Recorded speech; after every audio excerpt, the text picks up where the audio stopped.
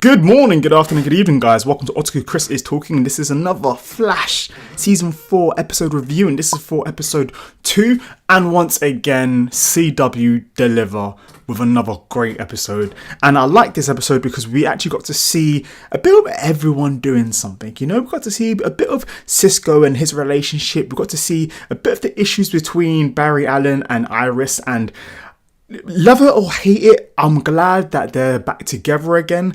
I say love it or hate it because I was part of a slight hate it, especially with how Iris was introduced to be in control of the whole kind of Flash operation, or should I say the Kid Flash operation. But so it's kind of like so I was really happy to see them kind of sorting things out and figuring out what the issue was. And the issue was actually quite obvious. I was kind of annoyed that it wasn't a deeper issue, that it was just the fact that, oh, Barry left me. And it's kind of like, well, were you not there for season 1 to 3? Do you not understand what the hell was going on?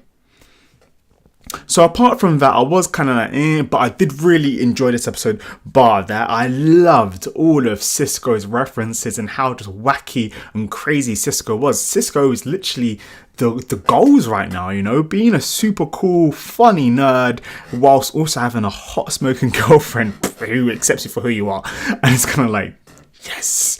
Now, this episode, we did get to focus on a new villain, or who is...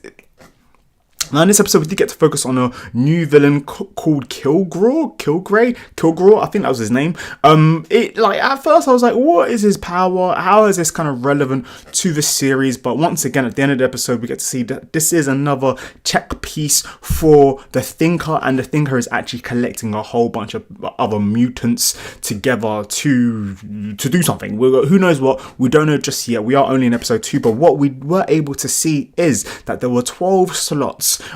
So 12 new mutants, or 12 people with abilities who the Thinker is actually trying to gather. For what reasons, we don't know just yet, but it seems very sinister. And one of the slots is filled up by Kilgore, and he's in Ironhide's prison. And there's another 11 slots, which probably means another 11 main villains.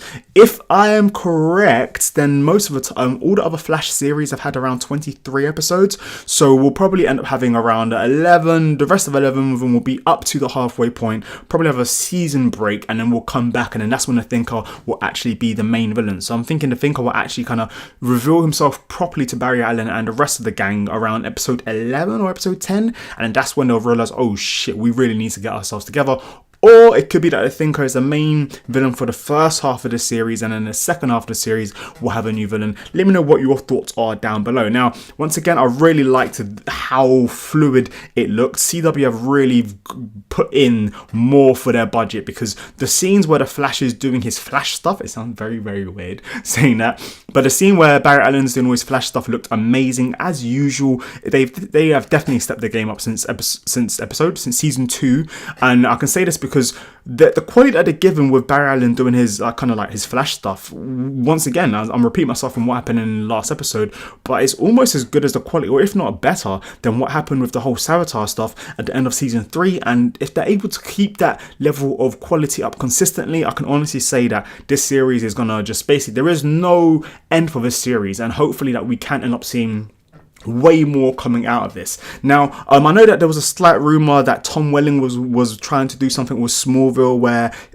Barry Allen might be in Smallville or something. I'm not really too sure. I do want to make a video about that. If you do want that video, do give me a thumbs up. Let me know down below, and then I will try to get that sorted. Try to get that video sorted, because there was an actual conference and a talk with Tom Welling and the producers and all that kind of stuff. So it's a really nice thing to talk about. So if you do want that, just let me know down below. But this episode, I really liked it because we got to see a new type of powers which we haven't seen in a while. We have had villains who are speedsters for quite a while, so I was happy to see like a whole tech kind of nerd kind of thing, and I wanted to see how someone like Cisco would deal with this, because it's his forte, and because of that he had a lot of shine in this episode. And also because Barry Allen and Iris were sorting out the whole relationship issues, going to the whole counselling thing, so they pretty much stepped away from it, but which was good for us, because we got to see the rest of the Flash gang. We didn't see a lot of Wally. Now, he did have a few kind of moments where he appeared and then disappeared. But I was like, oh, okay, cool. But I don't know why. His look is totally different. He's a lot slimmer. He's got like straight hair. So I'm going to guess that during the time that they kind of like had their pause, obviously people grow up. He is around like mid-20s, early 20s. So his change is going to seem a lot more drastic than the changes of other people. So that's just something I just noticed. I don't know. Maybe he's got nothing to do with anything. Now, the villain in this episode, Kilgore, that's his name. He was pretty much... he was like a basic kind of villain in a sense of he was just evil because he was effed over. Well, I'm saying effed over. It's my channel. He was fucked over. By like his peers and all that, a whole bunch of billionaires. And at first I was like, okay, but what he did was pretty cool, and I liked how they incorporated his ability and stuff with the Flash and with kind of things like the insulin pin inside that lady, as well as elevators and things like that. And that's a really dangerous ability, purely because we're in this day and age where technology is everywhere. The only other thing I could say would be worse than that is if you were Magneto and it's magnets instead.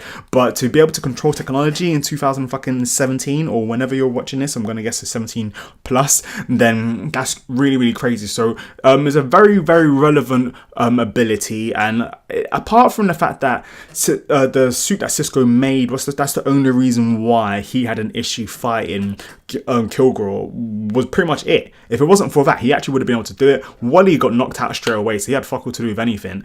But all the different scenes where the Flash kind of stopped the bomb and picked apart all the different small parts of the bomb, as well as kind of pulling apart the car as well. All these things I thought was really, really cool, and it looked once again spectacular.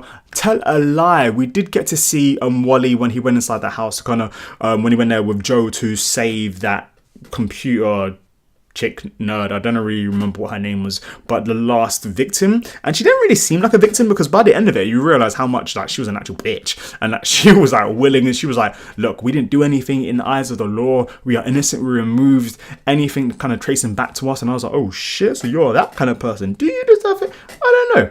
Anyways, this was a really good episode. What did you think? Did you think it was as good as last week's episode? And what are your thoughts on the Thinker and future villains? And who do you think the villains are going to be? I'm trying to avoid reading any Flash comics or any kind of videos where they talk about the villains, just purely because every episode I come into right now, I am enjoying it. I'm enjoying just the surprise, and I'm loving seeing Barry and Iris kind of sorting out the relationships, especially during accounts. That's super hilarious, as well as seeing the rest of the Flash gang. And my favorite character is Cisco. Just gonna throw it out there. Who's your favorite character in the Flash, and who do you want to see more of? Anyways, hope you guys have a great day. Please do subscribe for future Flash videos, and leave any comments and thoughts down below in the comment box, and I will see you guys soon.